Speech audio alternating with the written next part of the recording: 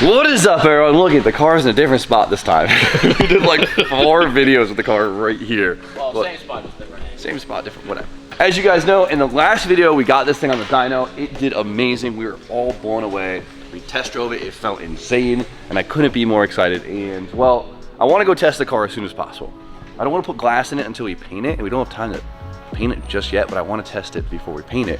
So we need to get the car to look as much like a car as we can before we test it. Make sense? Yeah. So today, that's what we're doing. We're gonna try our hardest to make this look not so Shell. like a exoskeleton car with a skeleton. Endoskeleton. So we have body panels, right? Right here, what we have is my over fenders and my hood, and that's all the AERO I could find for this thing right now. And of course, as you guys know, we are big Origin fans around here, so of course I went with Origin Type 3, 55 mil overs. Same overs on the black coupe, and it's not that I want them to look identical, it's just... No, these are just the best overs. These are the best overs. When Origin made the Type 3, the moon's just aligned the right way, and they just produced this beautiful... I think it's the coolest looking over. Yeah, when I think of a 240, that's the over I think of. Type 3. We sourced some Type 3, which was amazing, and then I was able to find Origin Type 2 hood. I love this hood. This hood is so sick. So instead of it having vents like the JZ, this one has kind of like a race center. I think it makes the car look super aggressive, especially when you have the big front over fenders. And I think it's a really cool look. We got that, we got some doors, we got a trunk, and I got my dash today, which I'm really excited to show you guys, and I think it will really transform the car. So for now, let's get to work, and I think the first thing I want to do is actually get some damn doors on this thing. Door number 1. Friggin' Tom, right? Tom's like, oh man, I found you some really nice door cards. I'm gonna go grab a, and they're manual door cards, and these are electric doors. It's just a Tom-ass move. I'm happy we have door cards, but it's just such a Tom-ass move. I love you and appreciate you, Tom. Hopefully these bushings aren't too bad. You can still buy the door bushings brand new, and I usually buy them because they make the doors feel really nice, but we'll see how bad these ones are. More red, yay. Brother, The red on the pink is real, brother. like not good. Fits like a 240. Yeah.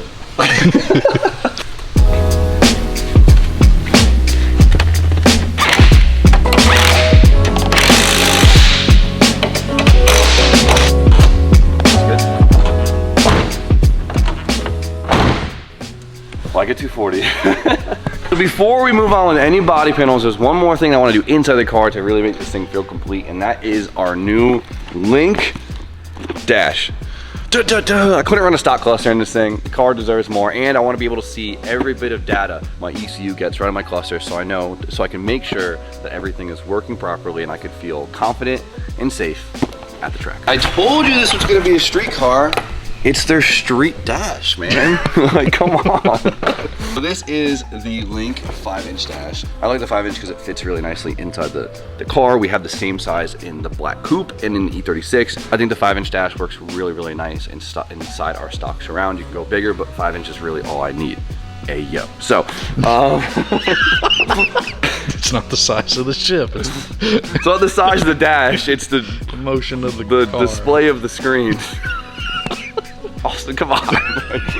In all seriousness, this is a partner dash with AIM. AIM dashes are found all the way into the highest end of motorsports and one of the most trusted products in the motorsports industry. And so we know what we are getting a quality product here. And the limitations of this are quite ridiculous, and I can't wait to show you guys what we're gonna be able to do with this thing. You can waste all your money and put 40 DEFI gauges in your car and double up all the sensors your ECU already sees, or you could buy one clean dash that fits in your car that is gonna read all the information that the ECU gets, that are utilizing all the sensors that are already in you and saving the effort, the time, and the 40,000 wires you have probably wired to your radio. But with this, it's pretty freaking simple, right? Because we have a plug to plug into the dash and communicate with it and pour logs and stuff. And all we have is these few wires here that will allow us to basically turn the thing on, dim it, and then 2 wires to communicate to the ECU to get all of the information that the ECU already receives to display on the dash. All right. Now the only downfall about today is the dash mount that I ordered it still isn't in. So it's a little bit of a shame, but we'll just kind of put it here for now. See, look how good the 5-inch fits in here. It's perfect. The boys at Wiring Specialties made my life really easy because they gave me the plug in the harness, right? So we have power, ground, can high, and can low. That will communicate straight to the ECU. And then if you notice, there's a second plug on here. And this is if you want to wire extra things into the cluster. And since we have a street dash, this will allow for street indications, right? So if you know, I don't know if you can see on the camera, but we have lights for our turn signals. We have lights for our high beams and our low beams. Oh, that's sick. That's sick, right? That's really cool. Street car, man. Street dash. See what I'm doing here? Simple build. And we're very lucky because it's already pinned from our chassis harness made by Wiring Specialties, and all we have to do is set it up for that to work. Plug in our little push connector here. One of these. These weather tight seals are so tight. There we go. And then this thing should just, once the PDM turns on, boom. Nice. That's sick, right? If you look at it, we're plugged in, right? But there is nothing on the screen. There's no data. There's different maps that are already selected, but there's no data. Oh, that's okay. There's things that, oh, what? All right, well, it turns on, but now it's time to plug in and set the thing up. So first we have to go into the ECU and set up the CAN to make sure it's sending the correct type of signal that the dash is looking for. There we go. You see it?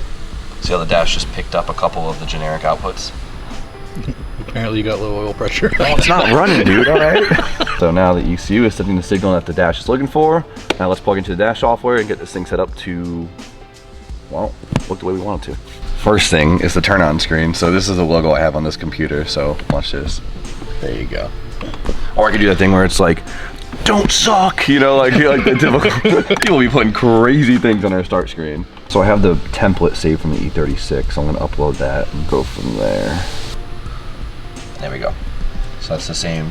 I like them simple. I don't know about you, but I like my dashes really simple. What I'll do is I'll put the big stuff that I wanna see when I'm drifting. So of course, RPM, coolant temp. It's probably the one sensor I think everyone's staring at. Obviously, intake air temps, AFRs, and boost. You're not trying to do data diagnostics while you're on someone's door, but obviously knowing your temps is huge. Coolant temp and intake air temps, that's the one thing drifters really worry about because we tend to make everything really hot with our long run times. RPM, of course, for obvious reasons. I like to put boost on there just to make sure we're making adequate boost levels, and then AFR just to make sure everything else is safe and happy too. What I do is I like to put multiple screens on with more information just in case I want to do some maybe self-diagnostic when I'm driving. So we'll put a second screen right here where we could shove a bunch of information like, you know, our commanded timing, our injector pulse widths, like more diag data, I'll call it. So if the car is running weird, I can kind of pull over to that screen and look at the data and try to maybe come up with a potential issue right on the spot. For now, we'll keep it simple. So we should get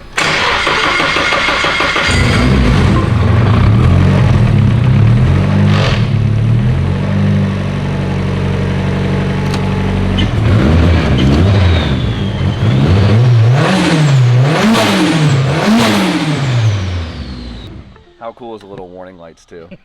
I love that. I think the warning lights are dope. So I don't want to bore you guys with the details too much. I just want to show the fact that we could fully customize this dash however we want, from the layouts to the colors of all the writing, like all the little writing, make it whatever color you want. You can put whatever info you want. Anything your ECU is seeing, we can display on the dash and make sure everything's awesome, right? I always say it, the ECU already has all the sensors on the engine. You don't have to put gauges on here and double up all the sensors in the engine bay, just making things more complicated, leading to more issues and just having a mess of things. So this is awesome. Don't want to commit to a full dash. Link does sell their like 52mm gauge pod, like it's a normal gauge size, and it's kind of like a mini digital dash. It'll display all the information you need from your ECU also if you're just trying to make something simple and save yourself some money. But we need a full dash right in front of our face, and before we move on from this, let's set up our street functions and figure out how to make that work. I had to phone a friend, Seamus from Taylor Chassis Solutions. Seamus. I hope he's watching this.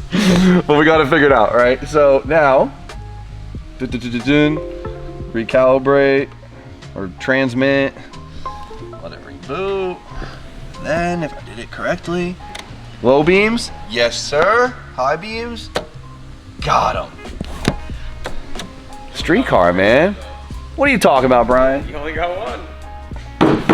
We're working on one thing right now. We're on the cluster, all right? It's not plugged into nothing. No wonder it doesn't work. Now we gotta do turn signals. We're getting somewhere here, buddy. That's cool. Yeah, you like that? Yeah, I like it. You like that? That's when yeah, when I said it was cool, that means I liked it. Yeah, whatever, dude. Blinkers. Nice. That's good. Street car, baby. Yeah, that's cool. That's cool. We love that. I mean, is that light and information completely needed? No, but am I so happy I have it? Hell yeah. Are you man. still gonna leave the blinker on for happier laps? 100%. And what's cool is we have some warning lights on the side too. If you could probably tell, we have a check engine light, a little oil light, and we have the, I guess the coolant temp overheating light. So I'll definitely put that on, so that'll catch my attention if it gets over. It's an SR, so I'll say 205. It's hot. Jay-Z, maybe 235. I'll put the warning light. Can you make the light do different shit? Like, Yeah, you could can- like come on at 195 and then flash at 205. Yeah, for sure. Oh, see, that would be, because then you like, you're the type of person that'll see it come on and keep going. And then you need the flashing guy to be like, hey dude, I just said That's I'm true. on. I could put it at like, I can even make it so it's blue when it's cold, goes away when it's warmed up, and then red when it's hot, and then flashing red when you need to When kill you it. should have already shut it down. Yeah, it's all simple conditions, greater than, less than, if Logic. Then, logic, yeah. Sick. So we could make this thing do whatever, which is sick, so. You know your car came with this shit factory, right? Yeah, well, it's way cooler when you put it in with fancy stuff, all right? So I have it set up exactly how we said. So I have the coolant light blue until it's warmed up. And then once it hits 205, it turns red. And once it hits 215, it starts flashing fast red. So I'll know, it'll be like, yo, chill. Like, get it. Yeah, this is super cool. Cool, we love that. I'm hyped. Now, one more thing with the dash before we move on. All right, this one's cool. One more piece of the puzzle to really transform this dash, and that is the GPS module. I know you're jealous of this one, right? This one's sick. Dude, I don't even know how fast I'm going. I'm going fast as that's what it says on the cluster. So what's sick about so this is super sick for many reasons. I want to get this one in the E36 and the Black Coupe ASAP. What this does is obviously what it sounds like. It allows the cluster to have GPS capabilities, which allows me to track my speed, not just off of wheel speed, but actually off of chassis speed via GPS. It's supposed to be extremely accurate, which is really nice. So now when we do that thing, we're like, yo, we were just entering, I think, at like 100. Like now I actually know, because we're not measuring off of wheel speed, which is rotating. Well, not on the only front will wheel. you actually know, but also because this is all CAN communicated, won't it be logged? It'll be locked. That's the best So part. like you can go back and be like, I kicked the clutch at 113 miles an hour at 2:05 p.m. on a Saturday. So that's the next part of this. What's amazing about this is we could log all our parameters through the dash. Have our log compared to not only our chassis speed, but our chassis position. So it'll plot the entire lap and plot my logs against our lap, so I could see, okay, right here at the entry, I'm at 80 miles per hour and 100% TPS, but in the turn, we slow down to like 20 miles per hour and I'm feathering the clutch right here. So the amount of data I'll be able to pull from this is ridiculous. I mean, realistically, you could also like technically hook up a camera inside the car and use that data to work together, and like you'll be able to see what it looks like when you watch F1 on TV. He's on this part of the track, like No, exactly. that, So that will do. They this. also sell Yeah. a camera module that we could plug right into the back of the dash and plot the film. It'll record speed, throttle position, like whatever you want. It's like watching. It's like playing a video game, It's watching insane. it back. Any bit of information coming from the ECU, it'll plot against the position. Dude, you got to buy the camera module. That's cool. It'd be sick. And this thing is 2 seconds to hook up and completely changes the car. So let's get this hooked up. It's FD legal too. That's another thing people don't talk about. Like in Formula Drift, you're not allowed to have wheel speed sensors. So this is how they track their speed of the car. I just wanted a damn speedometer, but it freaking unlocks so much. It is absolutely ridiculous. So excited to like go drive Lime Rock and be able to actually see what our speeds are and like and know like, yo, that laps felt spicier. We could see the speed compared to the next, and yeah. So the more up front and out of the way of things, the better signal we're gonna get. Probably somewhere right here. If you're a race car, probably on the roof or something, but I think right here's a nice clean spot. We'll give it a shot. Then this thing will literally just plug right into the back of the dash. Yeah, it gets powered from the clutch. Yeah, it's easy. Look at that. So I know a couple idiots who could install this thing just fine. First 240 with a working speedometer ever in my entire life. So now we got speed on the dash. Cannot wait to test it out. But for now, we gotta wait for the mount to come in and, well, finish the rest of the car. It's time for Spoon's favorite game, fit in fiberglass. I can see the excitement from here. All right, cut and make deep breaths.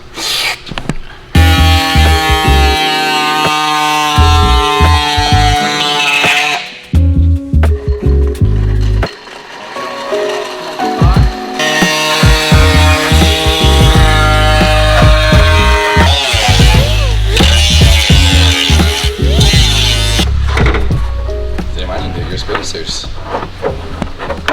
Why is it weak? Oh, the fenders are going more actually.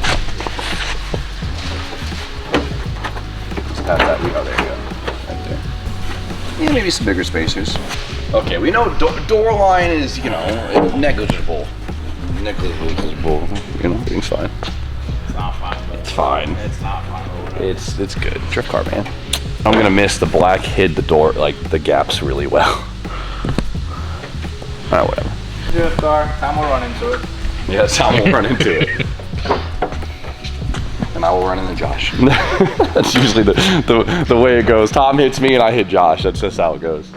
Austin, start editing ping pong sounds to the videos. Like the hit markers. Little they pinball Hoonigan used to machines, use. yeah. A little close to the edge here.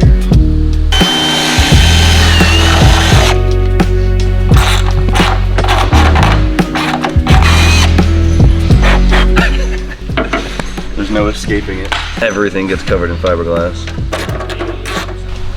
I don't know, for a Japanese fender, I think that lines up pretty good. It fits on the bracket. This line is straight. You get a lot of, some companies will get like this, and then this was nice and flat. Pretty good. And like we always say, if you heat the fiberglass up, it moves a lot. Cheat code. It's the cheat code. So think about what happens when it gets shipped around, sits in the sun, moves around a lot. So we'll heat the whole panel up as we go, and it'll fall into place pretty good. All fiberglass fits like shit. You can make it fit with some work. See? So have some patience.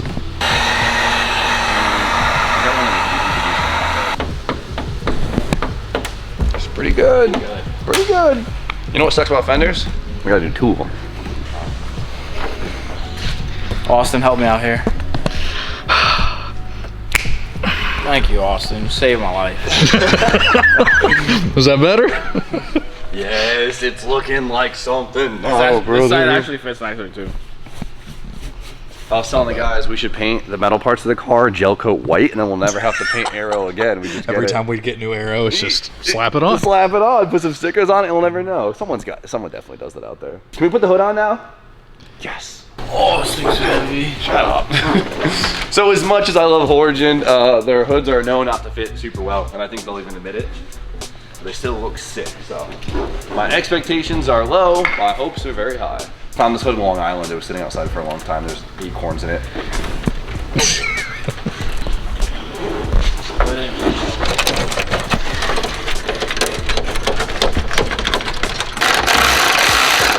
As much as I love staring at this engine bay, I am so excited to see it with the front end on. Oh, sticky hinge maybe. Oh, the hood is so sick. What? What's so funny? No, everything's miles apart. This hood is so sick, dude. It's so aggressive. Like, it's so subtle, but yet so aggressive. It makes the car just feel like beefier. Oh wow, everything is miles apart. Quick fender hole adjustment. Good thing it's fiberglass, it cuts real easy. Still out to lunch. It's It's not that bad. the worst thing. We can still heat it and kind of Definitely have to do it. arches a little. This side's not bad. This side's not. Gap's not bad, but the actual level of the hood compared to the fender is. You give and you take. Yeah. Bumper stops always help with hood fitment. Hood's on, fender's on. Now it's time to tie it all together with the headlights. And luckily we have the Bricks ones. So these are like the repop headlights because the OEM headlights are really heavy and they only mount by here and here. Like, it's kind of crazy. It's like mounted on plastic, and you have this heavy ass headlight that likes to break the tabs off and fall out. These things, they weigh nothing. So it makes me way less stressed about these things flop around and breaking the fender. So literally just mounts here And then 2 of these holes go through the fender. A ruler tattooed right on his finger. That'd be fire. What if your finger gets longer or shorter? I don't think that. I don't know, man. Age is a weird thing. I don't think it works that way. But did he go metric or standard? We're in America.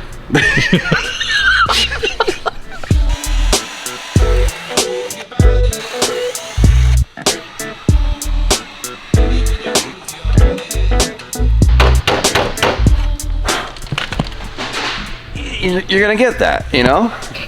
The hood gotta go back. Yeah, the hood's gotta go back a little bit. Because it makes the headlights look like they're back. It's actually not the worst. Probably looks mint on camera. That's 85% of the battle, you know? Are we painting it today too, or just Yeah, you got this, right? You're the painter now. You know how many cars you've painted in the last like 6 months? send it over to the booth, dust the shop? But I got that. Come on, that looks so freaking sick. So, of course, the piece that brings it to me is the Central Grill. If you guys remember from like, what is it? It's been like 7 years now, which is ridiculous. We found out a 92 Central Grill. The height's the same, you gotta cut the sides off, but you get the vented grill, kind of like the GTR style grill, but you get the Nissan badge. Some people hate it.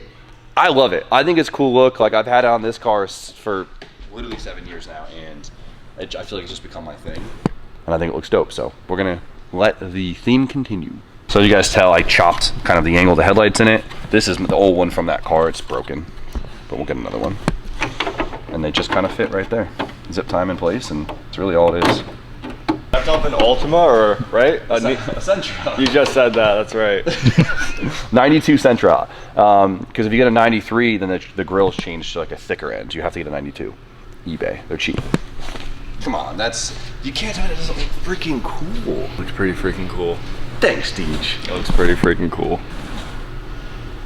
Take some corner lights off of this car. Never mind, that's missing one. Dude, I was so upset. The corner lights have been in this car for and I always said like, oh, I'm so happy I never messed up my lights on this car. And then in Canada, corner light. At least you didn't a brick up. I didn't brick up, this is good. Freaking, someone has that corner. Someone in Canada has that corner light. Let me get it back. Come on. I destroyed. No, I think someone said they found it. And I was like, yeah, I'll get it at the end. And I never found that person again, so. Well, you got my corner light. 0 reasons these need to go on right now, because there's literally no trim on anything. But for the sake of, it's all about making those little wins for yourself that keep you motivated. Not like making an ass on a pound on a diamond yesterday was enough, but. Now, man. It's got little ears on it. It's got little ears on it. I love it. I love it so much. We got a nice wingless trunk. It's almost perfect. There's just a lot of dents in it.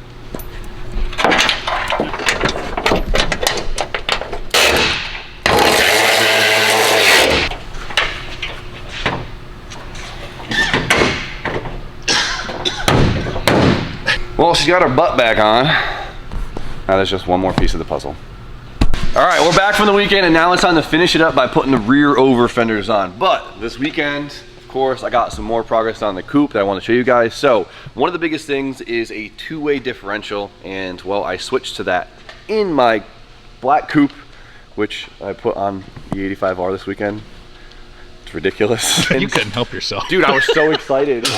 I kind of have to I'm going to throw this on Derek's dyno, I think, this week, because it made a lot more power to the point where I'm like, this is weird. Yeah. So we're gonna double check that on Derek's on this week, so stay tuned for that. But we got the 2-way in. So explain to me, I feel like drifters always just want a welded diff. Yeah, right. So the welded diff obviously just locks your stubs up, right? So it's input, output, they're locked together as a spool. But with a 2-way diff, you hear a 2-way and you hear 1.5-way, right? So with a 2-way, diff locks on acceleration and deceleration, right? So you would think that it basically be locked all the time, but in the moments of light load in between, it unlocks a little bit, kind of like an open diff, which has proven to promote grip and make your car faster. When I switched to this car, I put the CAS 2A in this car at the end of last season, and it completely changed the car. For this car, it's an absolute must. Tom and Josh's car is so freaking fast. And then you can go with the 1.5-way, which is, it'll lock on acceleration, but unlock on decel, I believe, which promotes even more grip. And if you can kind of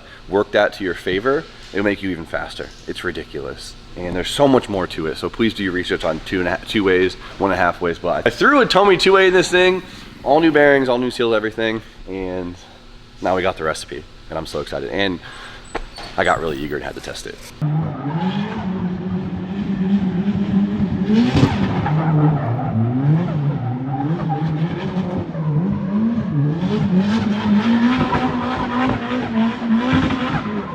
This car's freaking sick. But for now, let's get the overs on.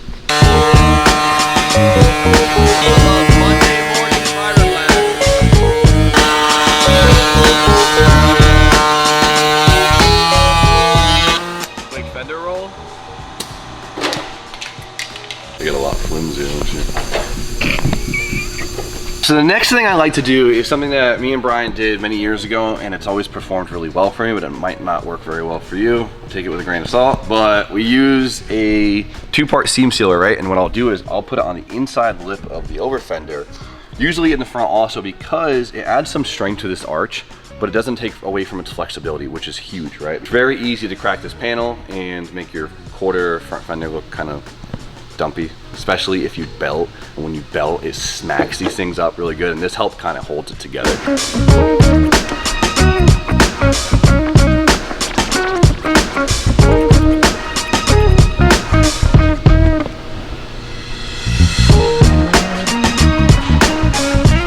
There she is. Nice little 2-part self-leveling. It'll be good, it'll be strong, it'll be flexible. All right, time to hide these cut up quarters. Don't mess this up, T-Bone. Yeah.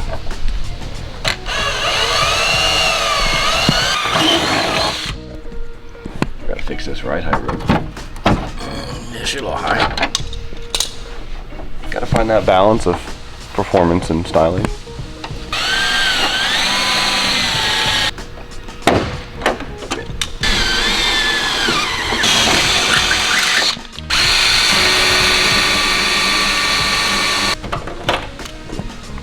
So if you guys notice, we actually had to really conform this thing to the car when we put the rivets on, but what's nice about this is now that the clecos are on, we'll push it outside, let it sit in the sun for a few hours, and the fiberglass will heat up and it'll settle, and it will no longer be kind of tight in place. It'll just settle to the car, and then when we go to paint it, it'll be a nice easy fit. And with that, it kind of looks like a car. It looks like a drift car, but it looks like a car now. If anyone in the Northeast has an origin kit for a coupe, let me know. I can't find anything right now, and everything is like 2 months out, or I have to air freight it, which is a lot of money. Come on, guys, bring more origin, bring more AERO in, guys. We need it. It always sells out, right? It sells way too fast. Wait, come on. We need to pick a wing out still. That's gonna be a big one, because I've always had the tall GTR Kooky style coupe wing, right? That's always been like the staple of that car. This one needs a different wing. It's gonna rewrite it. Still voting like drag style wing. Yeah, I think I want something long and low this time. Like a mom butt, you know, long and low. Like a mom butt.